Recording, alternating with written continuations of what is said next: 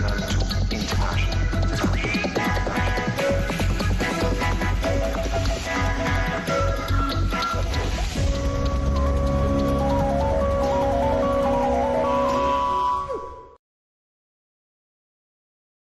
à tous, je suis heureuse de vous retrouver une fois de plus et je suis en compagnie de Regina Leketandang. Good afternoon, Vanessa Melakanem. Thank you so much for joining us in this edition of the news. Coming up in the next 30 minutes.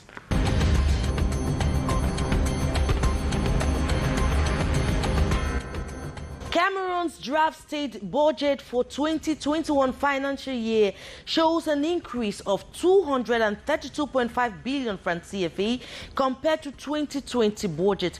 The budget stands at 4,865.2 billion francs CFA, and presenting the state budget in Parliament, the Prime Minister Joseph Jeudi noted that the budget will focus on fostering security and boosting the economy of the country. Plus, qu'est-ce qui freine la construction de l'espace marchand annoncé au lieu-dit Okolo à Yaoundé? Les tensions persistent entre la population et la municipalité. Le gouverneur de la région du centre veut calmer la situation.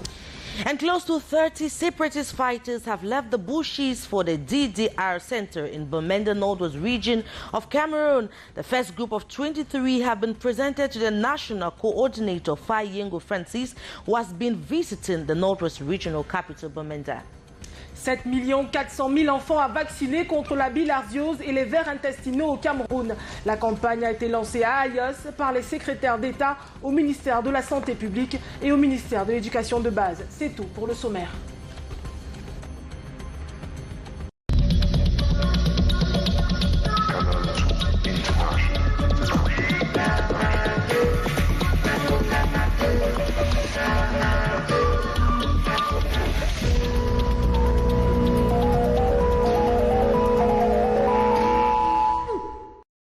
Once more, thank you for choosing Canal International. Now, Cameroon's draft state budget for the year 2021 shows an increase of 232.5 billion francs CFA as compared to the 2020 financial year. Now, the budget stands at some 4,865.2 billion francs CFA. And while presenting the draft budget at the Parliament, the Prime Minister Joseph Jeudi noted that a huge chunk of the budget will go to foster security and equally boost the economy of the country. Our reporter Beatrice Ngamo was at the Parliament and brought back this report. Based on a budget which stands at 4,865 billion 200 million CFA francs, the government of Cameroon has come up with economic, political, social and cultural programs to be realized in 2021. The program, according to the Prime Minister, head of government, will be directed towards supply of basic necessities, boosting of the economy, infrastructural development, consolidation of decentralization process, especially the special status for the Northwest and Southwest regions. The program targets water and energy domain that will see the acceleration of the process to transport potable water to Yaoundé and environs and rehabilitation of 350 water stations. Reconstruction of National Oil Refinery Sonara in Limbe, southwest region of the country. Under transport, top priority is the reconstruction of the country's airline company, Cameco. For infrastructural development, especially road, will see the reception of the first phase of the Douala-Yaoundé motorway, the tarring of hundreds of roads across the country. Government plans to also consolidate the decentralization process. The preparation for the African Nations competition to Tarshan next year, 2021, and AFCON 2022 continue. Prime Minister, head of government, Joseph Jeudi, also outlined the multiple and complex challenges facing the country, from security through health and economic recovery, world economic and national economic situations. This alongside government achievements in 2020 that has led to the 2021 prospects. The socioeconomic and financial effects of the health crisis led the government to resort to a supplementary budget last June 2020. At the national level, the budget balance has deteriorated slightly due to the effects of the COVID-19. It stood at -2.3% against initial target of 1.1%. 65 minutes it took for the head of government to present the country's economic, political, social and cultural program for next year in a plenary all in the French language, before the watchful eyes of the people's representatives and members of government. Now, over 24,000 electorates will be heading to the polls come December the 6th, 2020 for the election of regional councillors. Now, the statistics were made known by the Electoral Board of the elections governing body, Elecam. In Yaoundé, our reporter Hyson Chia was there and now tells us more. It is the 5th session, as of right, of the Electoral Board in view of the December 6th, 2020 elections of regional councillors. Members of the Electoral Board reviewing and fine-tuning the adjustments regarding the preparations for the upcoming exercise. According to the chairperson of the Electoral Board, President of Elections Cameroon, Eno Abrahams Egbe, all security and material mechanisms are set for the elections. I want to assure electors all over the country that the elections will effectively take place on the seat. All the electoral material is in place. Security measures have been taken, especially for the areas that are prone to security problems, notably the 5 regions, the northwest, southwest, the east, the far north. The elections of regional representatives being the first of its kind in the country, the Electoral Board reiterates the specificities in terms of structure of the polls to contain the 2 electoral colleges. The elections will take place at the level of the divisions, headquarters of the divisions, as per the disposition of the electoral law.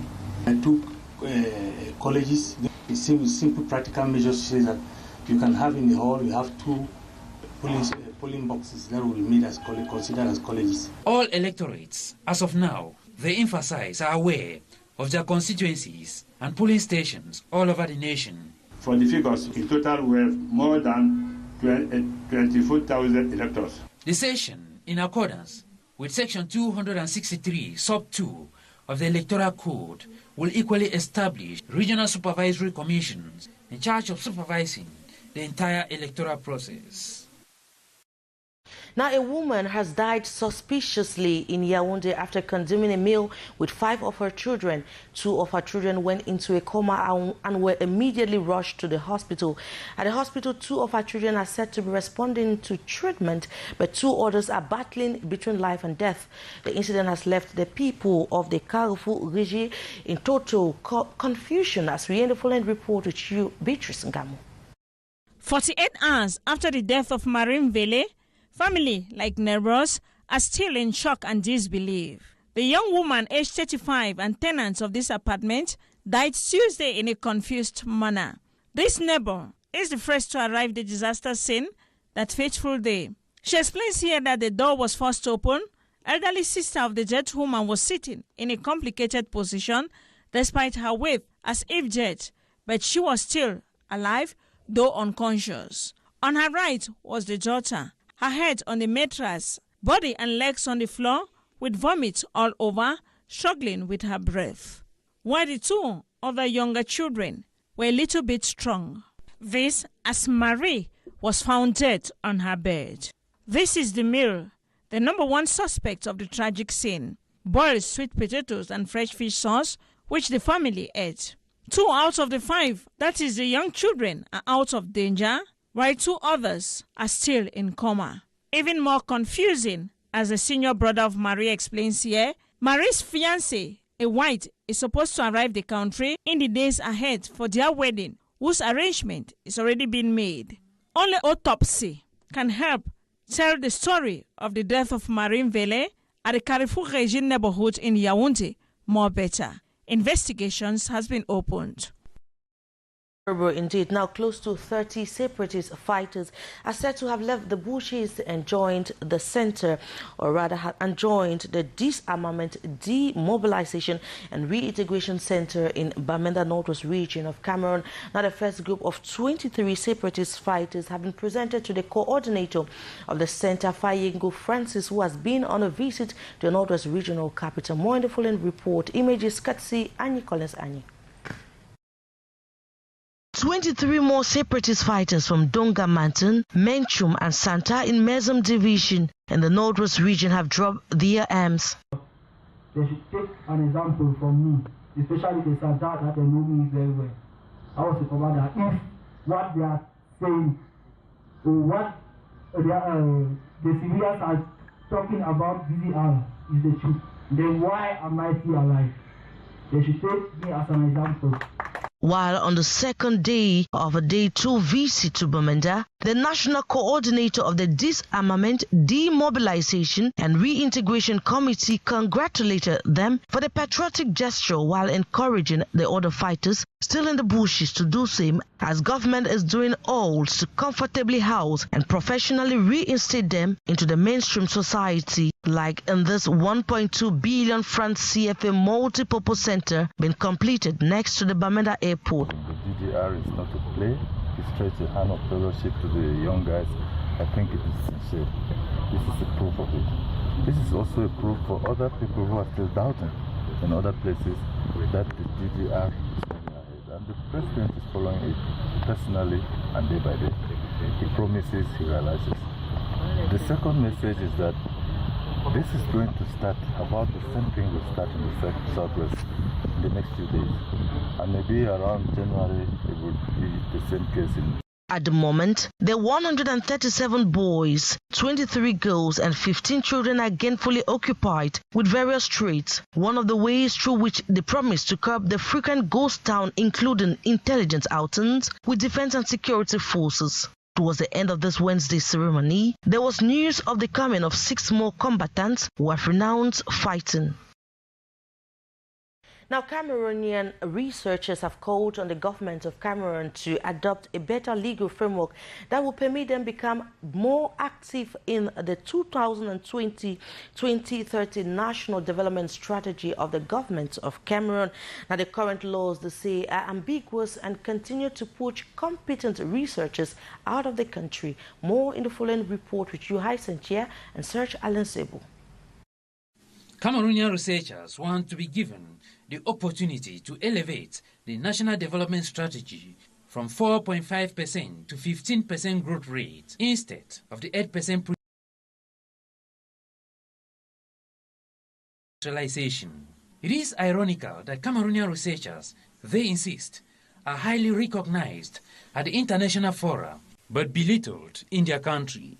In a press outing this Wednesday, November 25th, they urged the government to fully grant them an enabling environment that can ensure their efficient participation. The government has recognized research as a valuable partner.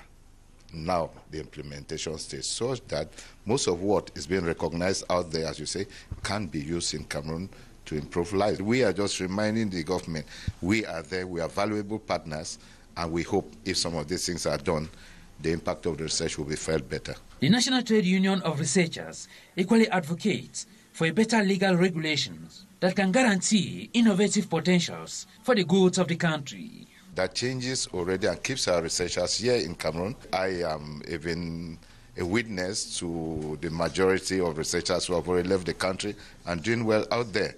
I don't think it is good for us. So this legal framework would first create a platform for them to stay, exercise research, give us this evidence that can be exploited for product development here in Cameroon. They emphasize that they are committed to sensitizing all researchers in various research institutions to direct scientific work in the industrial and social science sectors identified by the government.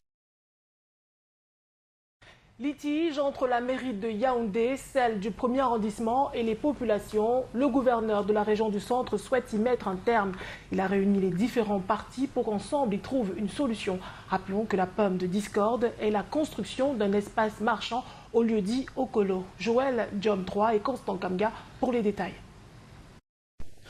Le gouverneur de la région du centre calme les ardeurs des protagonistes impliqués dans l'affaire de la construction du marché de Kolo dans l'arrondissement de Yaoundé 1er. Ce mercredi, la mairie de la ville, les porte-paroles des populations et la mairie d'arrondissement prennent part à une réunion convoquée par Nasser Paul Beya pour trouver une issue favorable à ce conflit. J'ai l'honneur de vous convier à une importante séance de travail que je présiderai personnellement le mercredi 25 novembre 2020. Selon des indiscrétions, les échanges sont houleux. Les partis s'expriment librement. Pendant ce temps, les populations restées dehors attendent. 2 heures plus tard, le gouverneur réussit à briser la glace. Par rapport au projet de construction du complexe marchand de Kolo, nous nous sommes heurtés à un mur vis-à-vis des porteurs de ce projet. Et il nous a prêté une oreille très attentive et nous lui disons déjà merci. Les premières résolutions sont satisfaisantes. Il a demandé en deuxième position qu'il y ait une concertation entre la population et la mairie de la ville. Et ce n'est que ce qu'on attend, on souhaitait. La mairie d'arrondissement reproche à la mairie de la ville son éviction de ce projet, pourtant entamé par ses soins. Les populations, elles, continuent de pleurer sur leur sort. Je ne suis pas contre du marché, mais qu'on laisse mon terrain, la fortune de mes enfants, je vais les mettre où à Yaoundé. Et quand on veut nous casser, si on nous casse, nous partons où? Les différentes parties sont invitées à l'apaisement et au consensus, condition sine qua non pour mener à bien ce projet. En santé, une nouvelle campagne nationale de déparasitage est lancée. 7,4 millions d'enfants sont visés. Il est question de les prémunir de la bilharziose et des vers intestinaux qui font des ravages dans certaines localités, à l'instar d'Ayos. C'est justement Ayos qui a abrité la cérémonie de lancement officielle. Karel Mesachachoya, Luc Vondor. La bilharziose et les vers intestinaux ne passeront pas par lui. Le praziquantel et le mébendazole qu'il vient de prendre seront administrés à 7 400 000 enfants en âge scolarisé au Cameroun. Objectif de la campagne nationale 2020 de déparasitage gratuit, lancée ce 24 novembre à l'école publique d'Ayos. Le pays enregistre une baisse significative du taux de prévalence de ces maladies, 90% pour les vers intestinaux et plus de 70% pour la bilharziose. La situation demeure cependant préoccupante dans certaines localités du pays. C'est le cas par exemple dans des écoles du district de santé d'Ayos, qui est encore supérieur à 50%. C'est ce qui justifie le lancement de la campagne ici. Le district de santé d'Ayos atteint 70% des écoles publiques à la Ranga, dans l'aire de santé de Comban, 68% à l'école publique de Combourou, dans l'aire de santé de l'UNESA, et 59% à l'école publique de Etangui, dans l'aire de santé de Bokeh. Je veux dire que, mesdames, messieurs, encore une fois de dire que le choix d'Ayos n'est pas un choix gratuit. La campagne se déroule dans un contexte particulier dû au Covid-19. Le matériel d'hygiène et de salubrité mis à disposition par le ministère de l'Éducation de base, au profit des écoles de cette localité située dans le département d'Union et Fumo, région du centre, arrive à point nommé. La campagne court jusqu'au 27 novembre prochain. S'agissant de la lutte contre la Covid-19, la Banque africaine de développement a décidé de soutenir la Croix-Rouge camerounaise. Elle vient de lui faire un don en matériel de désinfection dont la valeur est estimée à près de 6 millions de francs CFA. C'est ce que nous disent Daniel Anissé Boudjé et Michel Foucault. Des pulvérisateurs, du savon, des lunettes de protection, des masques chirurgicaux et autres outils de désinfection. Le tout pour une valeur de près de 6 millions de francs CFA destinés à la Croix-Rouge camerounaise. Le don est du Conseil du personnel de la Banque africaine de développement. Le matériel est réceptionné ce 25 novembre ici au siège de la Croix-Rouge à Yaoundé au cours d'une cérémonie solennelle présidée par le représentant résident de la BAD au Cameroun. Un geste pour aider le pays à lutter efficacement contre le Covid-19. Le personnel de la banque vivant dans les différentes communautés en Afrique s'est senti comme un devoir d'apporter sa modeste contribution dans la lutte contre cette pandémie qui n'épargne aucun pays et qui affecte même nos économies, notre tissu social et tout.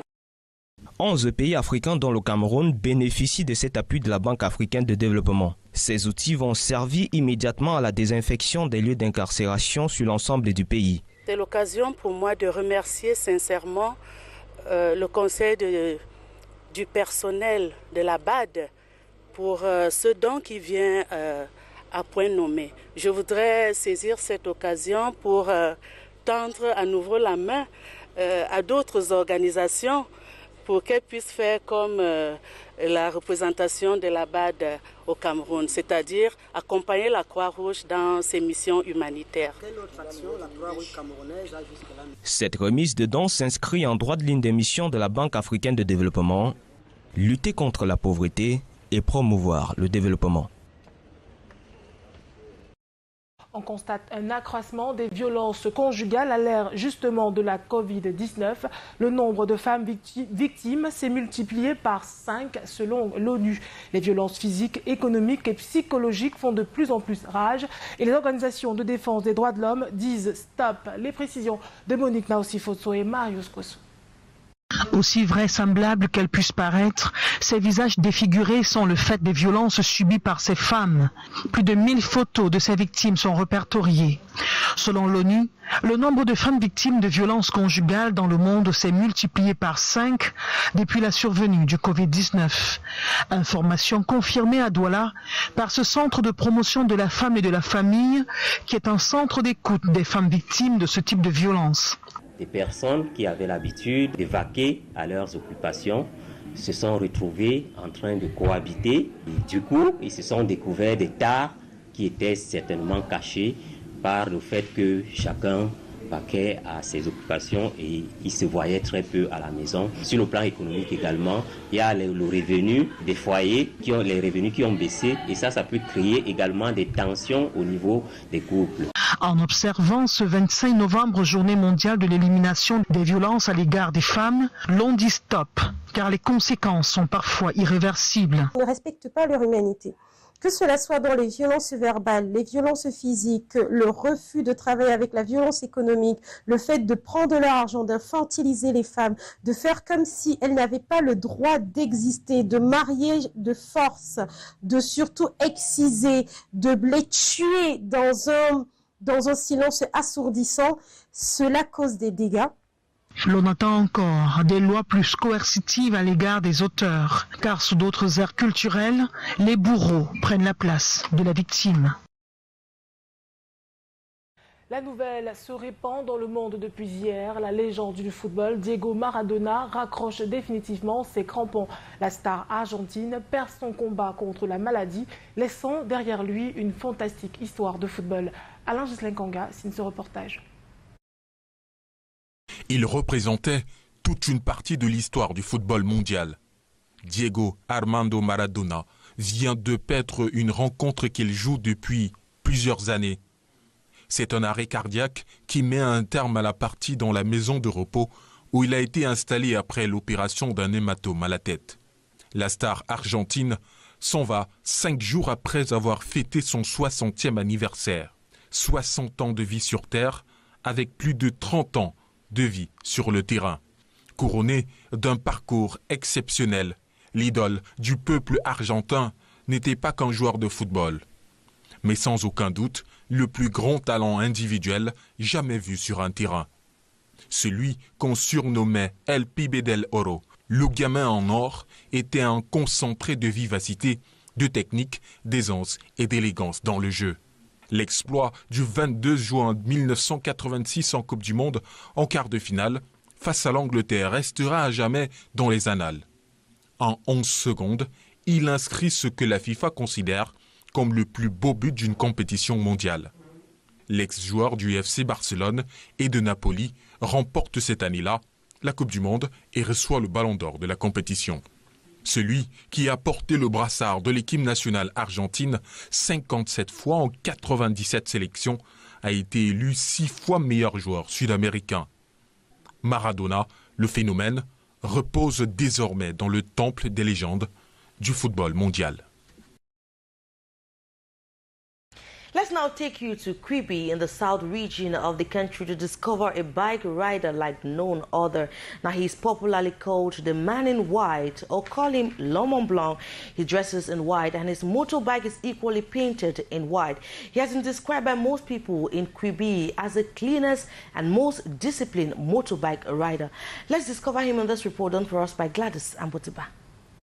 Onomo Gislain, popularly called Man in White, is known as one of the cleanest motorbike riders in Cliquez in the Ocean Division, South region of Cameroon. He is admired by many for his cleanliness and simplicity.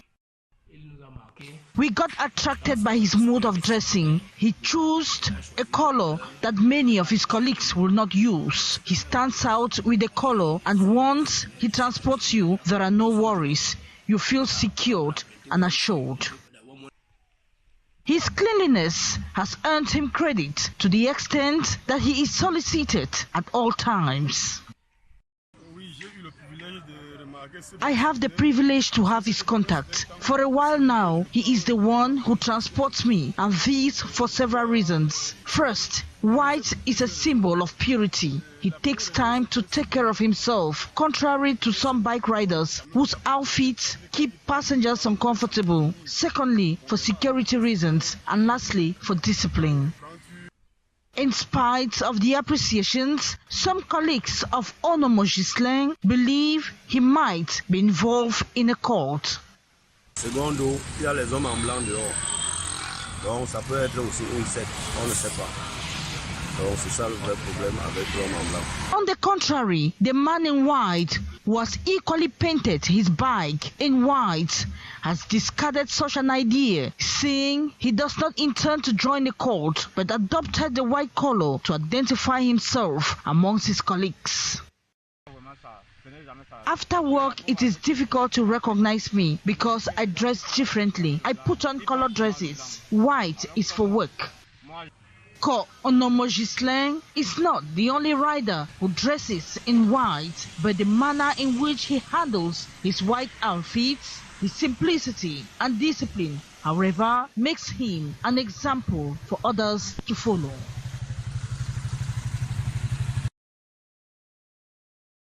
Quite interesting report today by Gladys Ambodiba. We take you to your nation's capital, Yaoundé, where the African Development Bank has donated COVID-19 prevention kits worth some 6 million francs CFA to the Cameroon Red Cross. Now, according to the president of the Cameroon Red Cross, these prevention kits will be used to fight against the COVID-19 pandemic, most especially in prisons across Cameroon. Our reporter Beatrice Ngamo was at that ceremony and brought back this report. The objective of the African Development Bank is to fight against poverty and promote development of the continent, and it ties in perfectly with the humanitarian mission of the Cameroon Red Cross. Given the severity of the COVID-19 pandemic, the staff in a symbolic manner came up with this as donations to the Cameroon Red Cross, symbolically handed the Red Cross in Yaoundé. To really mark their concern and to really get out of this terrible situation created by COVID-19, and resources were voluntarily collected from staff at all levels of the institution, and then we set up criteria to donate among countries. Geste saluted by the president of the Red Cross as essential for the riposte of the COVID-19 pandemic. These gifts will be distributed in prisons in Cameroon. The efforts of Cameroon Red Cross in that light has moved from sensitization, disinfection, and the offer of protection kits among many. The African Development Bank, it should be noted also, with COVID-19, the bank group has supported many African countries, including Cameroon, with budget support operations. Cameroon is among the 11 countries in the first batch of beneficiaries for COVID-19 protection material. And tributes have continued to pour in following the sudden death of world football icon Diego Maradona. Now, many say he remains the greatest football player to ever walk on planet Earth. His death has left so many shock, as we hear in the following report selected for us by Divine Tarike. Diego Maradona, who has passed at the age of 60, left an incredible legacy on the world of football. The Argentine wizard was among the most skillful players the game has seen and could drag his teams to glory almost through sheer force of will. He is best remembered for leading Argentina to its 1986 World Cup triumph, scoring 5 goals, including 2 in the quarter-final against England. The infamous Hand of God, followed 4 minutes later by the goal of the century. While at club level, he won trophies with Boca Juniors, Barcelona, and most prominently, Napoli, lifting the Partenopei to its only 2 Serie A titles. Revered by many, reviled by some, and controversial till the end, Maradona will live on as one of the greats.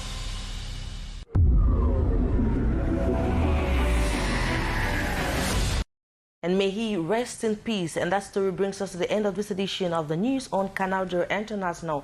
Thank you so much for watching. Bon après-midi, Vanessa Melakandel.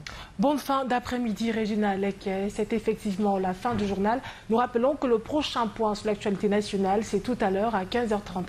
Merci à tous de rester sur Canal International.